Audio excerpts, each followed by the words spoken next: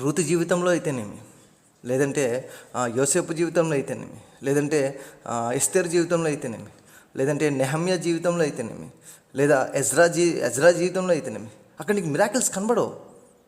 But వాళ్ళ ప్రార్థనలు ఉంటాయి. ఎందుకంటే వాళ్ళు ప్రార్థించుచుండగా దేవుడు వారిని నడిపించుచూ ఉండెను. సో దుష్కార్యమునకు దూరంగా ఉంటే, నిన్ను దరిద్రుడిగా ఎంచినప్పటికీ దేవుడు నిన్ను ధనవంతుడిగా మార్చేస్తాడు. నిన్ను ఉన్నతమైన ఉత్తమమైన స్థానంలో దేవుడు ఉంచాలనుకుంటున్నాడు. నిన్ను నడిపించాలనుకుంటున్నాడు.